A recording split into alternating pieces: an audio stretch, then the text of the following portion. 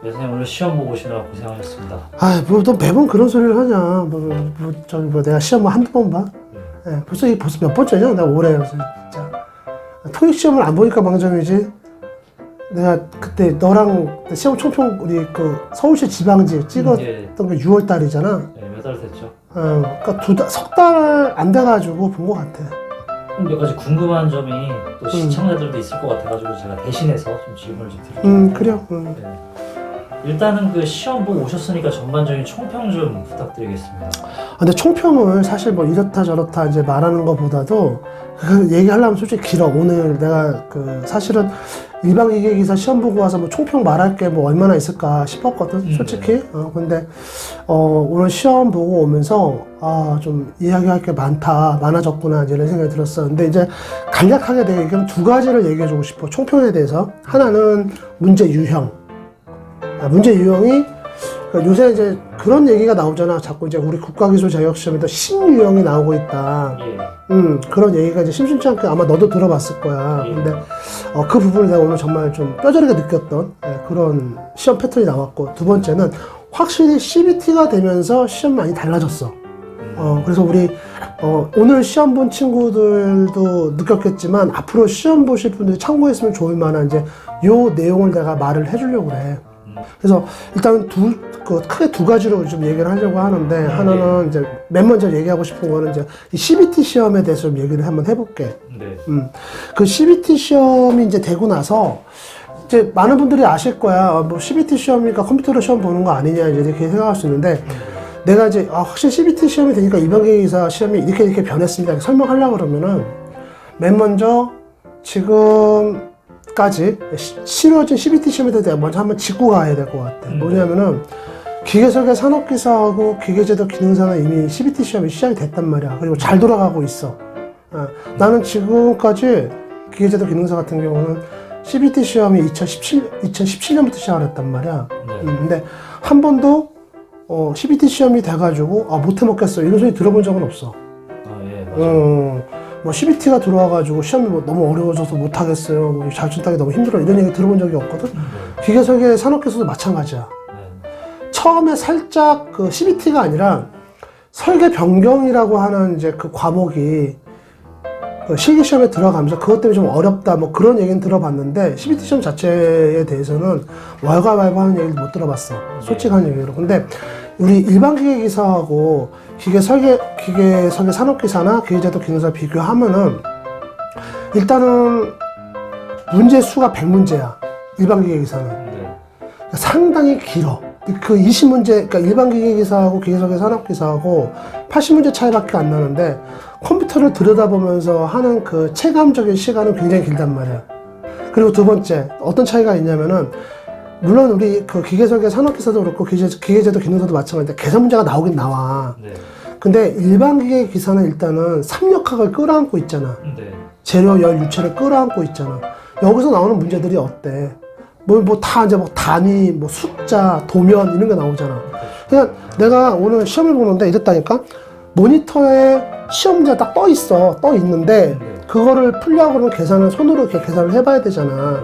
그러다 보니까 화면에 있는 그 숫자들, 조건들, 그거를 다 받아 적어야 돼. 단위까지 해서. 여기다 다 받아 적고, 그 다음에 우리 예전에는 그랬잖아요. 종이에 이렇게 우리 종이로 시험 볼 때는 여기에 이렇게 그림이나 도면이 있으면 거기다가 그려가면서 뭐 힘 벡터 보면 여기서부터 이렇게 해가지고 뭐 거리가 얼마고 힘의 방향이 어디고 이게 플러스 마이너스 이런 거 했단 말이야. 근데 모니터에다 그 짓을 할 수는 없잖아. 그러니까 여기다 연습지에다 받아서 간략하게도 그리고 가야 돼. 그런 어려움이 있다. 그러니까 어색해. 그러니까 그 어색함이 기계설계 산업기사하고 기능사하고 달라. 거기다 단위. 그 다음에 내가 예전에도 너도 기억나는지 모르겠지만 CBT 시험 들어오게 되면 기출문제 이제 구하기 힘들어지고 보건 문제라고 할지라도 신뢰도 많이 떨어진다 그랬잖아. 기계설계 산업기사하고 기계제도 기능사는 현재 보건 문제가 돌아다니는 걸 내가 알고 있어. 나름 또 그게 뭐 그냥 우리 소비자들 입장에서는 그냥 만족스러운가 봐. 뭐 별 얘기 없이 또 그게 이렇게 돌아다니고 있고 하는데, 일반 기계기사에서 재료역학, 기계공작법, 그 다음에 이제 유공학 같은 경우는 보고 문제가 가능할 것 같아요. 오늘 시험을 보니까 가능해. 그 비슷하게 하는데 열, 유체, 재료는 거의 불가능할 것 같아요. 왜냐면은 일단은 봐봐. 문제 자체에 그 숫자들 있잖아. 그걸 다 어떻게 기억을 하고 나오냐. 단위하고. 그리고 거기 도면까지 딸려 나오는데 똑같이 만들기는 거의 어렵다고 나는 보고 보고 그 다음에 동력학 같은 경우는 뭐 머릿속에 담지를 못하니까 그런 부분이 조금 이제 많이 어색하더라고. CBT 시험이 되니까. 그러니까 여러분, 그러니까 이제 지금부터 방법이 없어요. 지금부터 내가 봤을 때는 이제 종이로 공부를 하다가 시험 앞두고는 이제 대부분 사람들이 다 CBT 연습할 수 있는 어떤 그런 사이트나 CBT 시험을 제공해주는 이제 그런 프로그램에 가서 연습을 해야 돼. 그런 거를. 그게 상당히 영향을 많이 주겠네요. 되게 어색했어. 그러니까 나 같은 경우 솔직히 CBT 시험 이번 처음이 아니란 말이야. 기계설계 산업기사도 벌써 지금까지 한 4번 정도 봤고, 근데 기계설계 산업기사 할 때는 사실 계산 문제 그렇게 뭐 부담스럽고 막 이렇게 막 종에다가 연습지에다가 좀 끄적끄적 하긴 했지만 뭐 거기는 조건들을 막 여기다 받아 적고 이런 정도는 아니었어. 그림을 따라 그리는데 오늘은 내가 그러고 있더라니까. 오늘 순간인가 보니까.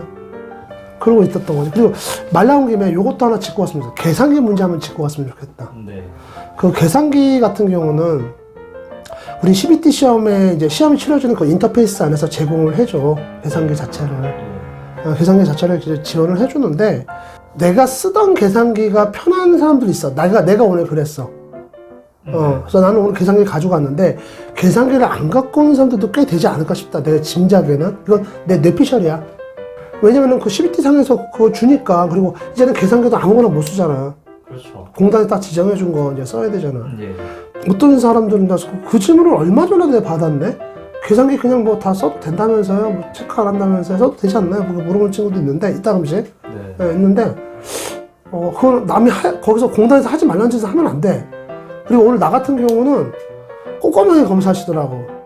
그 시험 감독하시는 분이 꼼꼼하게 검사하시더라고, 계산기를. 비중 다 확인하시고 이렇게 하시는 거 봐가지고 그 산업인력공단에서 지정해준 계산기 외에는 이제 못 쓴다고 보는 게 맞고 컴퓨터로 이제 계산을 해봐야 되는데 내가 이걸로 이렇게 계산기를 이렇게 연습을 계속 공부를 해왔는데 갑자기 컴퓨터를 하려고 그러면 그것도 어색하고 그 다음에 공학용 계산기는 대부분 뭐야 텍스트 그러니까 어떤 문구를 만들 수가 있거든.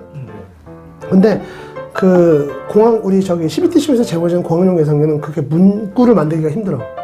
하나씩 계산하고 이래요. 그렇지. 단위별로 따로따로 계산하는데, 뭐, 나는 그런 것도 괜찮아요 하시면 상관이 없는데, 그런 부분도 영향을 주니까, 좀 그런 부분이 불편하신 분들은 사전에 계산기를 좀 잘 챙겨서 가셨으면 좋겠다.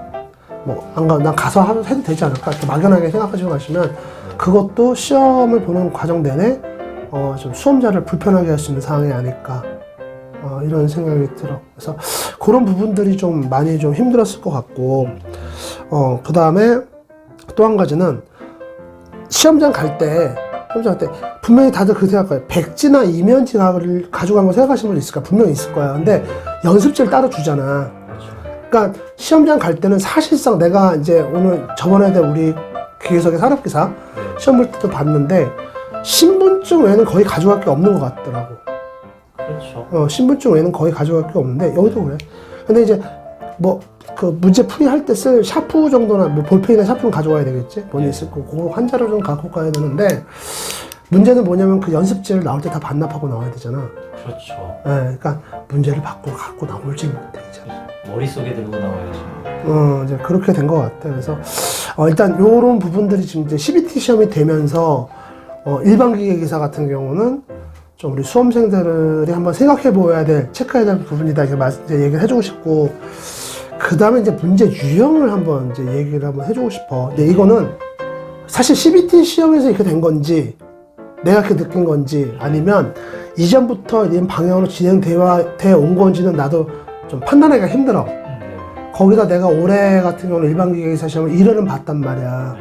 1회를 봤는데 2회 때는 못 봤어. 그때 뭐 신청하다가 일정 때문에 이제 그 시험장이 안 잡혀가지고 내가 조금 늦게 들어갔더니 그때 시험을 쓰는 데가 뭐 제주도하고 강원도 어디밖에 없어가지고 못 봤는데 춘천이었구나. 못 봤어. 근데 이번에는 어떻게 봤는데 어떤 그것도 벌써 텀이 있는 거잖아. 네.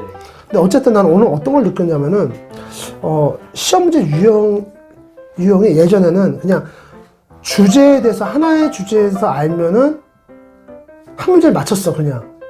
예. 하나의 주제를 알면은 한 문제를 맞췄는데 지금은 한 문제 안에 문제가 두 개가 있다는 그런 느낌? 그러니까 이게 이렇게 말하면은 잘 이해가 안 갈 텐데 네. 오늘 출제됐던 문제 하나를 내가 예를 들어줄게. 오늘 출제됐던 문제 중에서 기계공자법에 용접 문제가 있었어. 네. 근데 그 용접 문제에서 문제가 어떻게 나오냐면 다음 용접 방법 중 통전 시간, 그 다음에 저항, 전류에 영향을 받는 용접 방법은 이렇게 나왔단 말이야. 근데 답은 뭐냐면 전기 저항 용접이야. 전기 저항 용접은 통전 시간, 저항, 그리고 그 통전 시간, 저항, 전류에 영향을 받아. 그게 영향을 받단 말이야. 그래서 이제 그게 답인데, 답이 뭐냐면 스판 용접이었어. 근데 그러면 그 문제를 맞추려고 하면은 스판 용접이 전기 저항 용접이 중에 그 종류 중에 하나라는 것도 알아야 돼. 왜냐면 전기 저항 용접에는 뭐 신 용접도 있고, 그 다음에 이제 업셋 용접도 있고 막 이렇거든. 플래시 용접도 있고, 플래시 용접이란다. 업셋 용접, 프로젝션 용접도 있고. 그 중에, 스판 용접이 전기 저항 용접이다. 이걸 알고 있어야 풀 수 있는 문제. 그러니까 이 용접 문제 하나만 보더라도 두 가지를 알아야 되는 거지. 첫 번째, 전기 저항 용접은 아까 말했듯이 저항, 통전 시간, 전류에 영향을 받는다. 이거 알아야 되는 거고. 첫 번째 그걸 알아야 되는 거고. 두 번째, 스판 용접은 전기 저항 용접에 해당된다. 그걸 알아야 되는 거지. 그러니까 이제는 정말 좀 문제가 좀 입체적으로 변하는 게 아닌가. 좀 이제 그런 좀 생각이 들었어.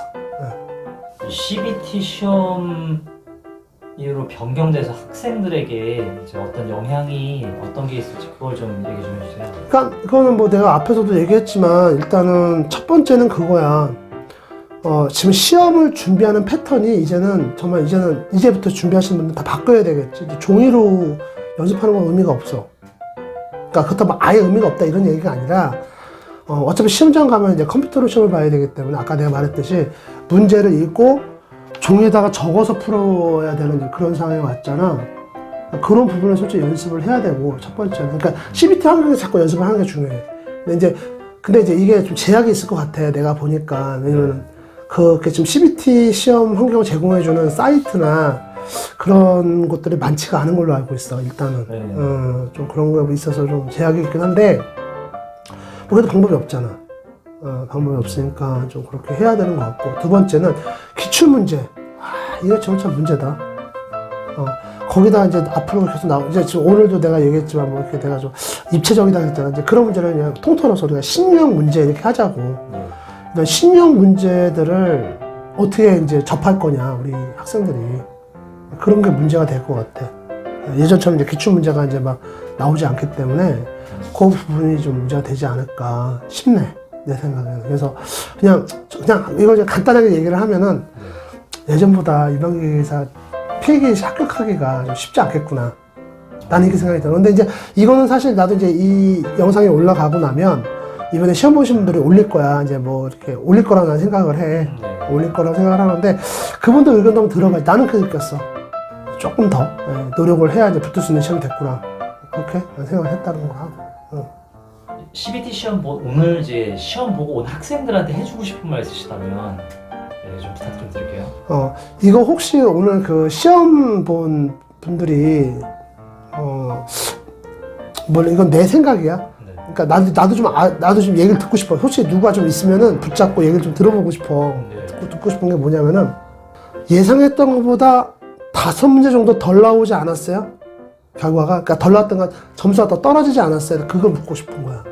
아까 앞에서 말했던 그런 내용, 환경이나 조건 때문에 본인이 예상했거나 아니면 본인이 이제 예상했거나 평소에 맞았던 성적보다 5점 정도 더 떨어져서 나왔을 것 같다는 생각이 들어.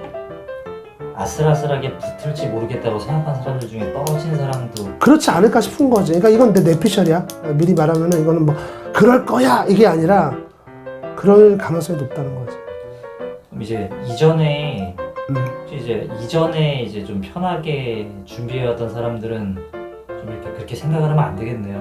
더 이제 난이도가 점점 어려워지고 있기 때문에 좀 공부할 양도 많아야 되고. 아니 근데 그거는 좀 짚고 가자. 일반 기계기사가 쉬운 시험이냐?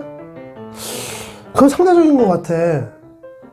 뭐 전공도 하고 또 전공 과목을 잘 하고 기계 전공한 사람이 전공 과목도 잘하고 또 뭐 전반적으로 이해도가 높아서 하는 사람도 쉽지. 근데 이게 또 그렇지 않은 사람들은 어려운 시험 아니냐 이게 또. 쉬운 시험 아니야 이게 일반 기계기사가. 그리고 최근에 뭐 저번에도 잠깐 내 영상에서 얘기했지만 최근에 갑자기 합격률이 높아져서 그렇지. 그 높아진 게 얼마 안 됐어. 합격률이 높아진 게 2017년부터인가? 17, 18년도 이제 그때 넘으면서 합격률이 쫄쫄쫄 올라가다가 지금 확 거의 뭐 40%가 넘어가지고 이렇게 됐는데 그전에는 뭐 30몇 프로, 20% 됐었어. 그전에는. 그러니까 이거는 쉬운 시험은 아닌데 이제 지금하고 비교하면은 종이로 공부했던 사람들이 쉽다 지금 그 얘기잖아. 그거는 맞아. 시험 맞고 우리 지금 이제 수험생들이 앞으로 일반 기계기사 같은 경우는 그러니까 이런 것 같아. 기계석의 산업기사나 기계지도 기능사 시험을 준비했던 분들은 합격했던 분들은 준비 기간이 조금 그러니까 거기 CBT 적응하는 게 좀 쉬웠어. 빨리 적응을 했고. 근데 일반 기계기사를 준비하는 수험생들 같은 경우는 조금 시간이 많이 걸리지 않을까 싶어.